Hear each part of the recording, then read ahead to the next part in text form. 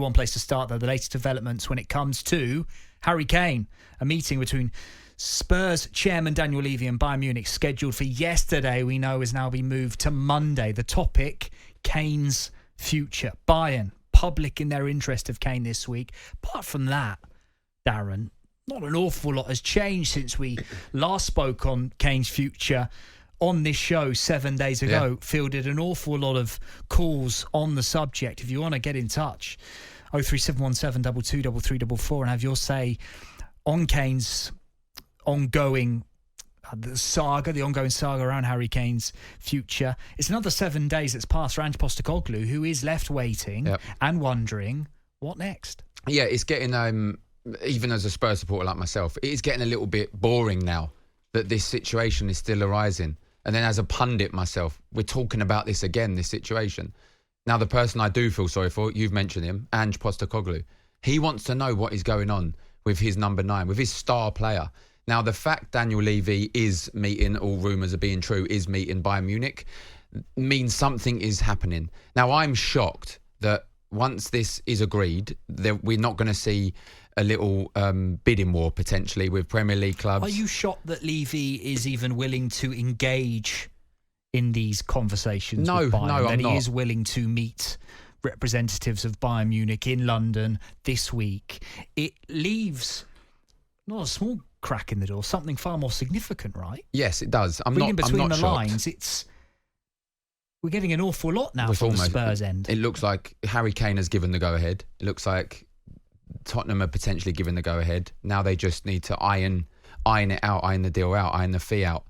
So I'm not shocked, because I think we spoke last week about this situation and said that whatever happens, in Daniel Levy's mind, it's going to benefit Tottenham. Now, he needs to get the right fee. If that's 80 million, if that's 100 million, I think it's going to be 100 or north of 100 that they're going to want. Whether Bayern can go that high, potentially why they're meeting. I think now's the time.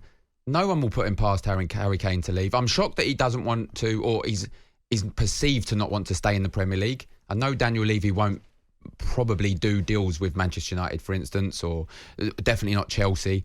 I don't think that's going to happen. So we might see Kane go out there and come back in a couple of years. Take the money, take the 80, the 100, what it is.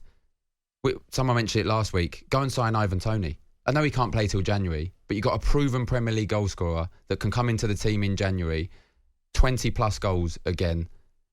Richarlison, he needs to improve.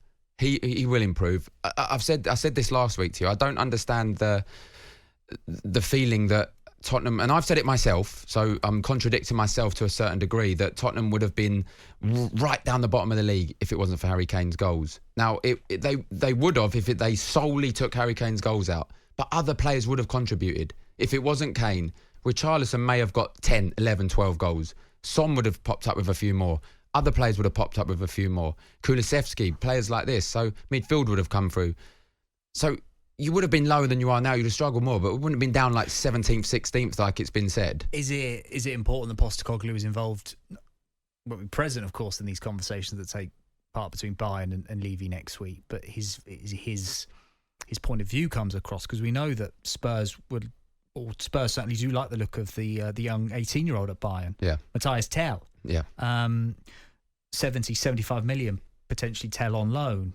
One or two players being involved as part of an exchange that could sweeten the deal for Spurs, for Levy. Yeah. It could come out of it in a stronger position than you would expect, allowing Harry Kane to leave the football club. Yeah, I think the only position Ange Postecoglou would find himself in is he needs to tell the club, I want this sorted as soon as possible. Because he may have lost some of his targets already. He may have known some of his targets.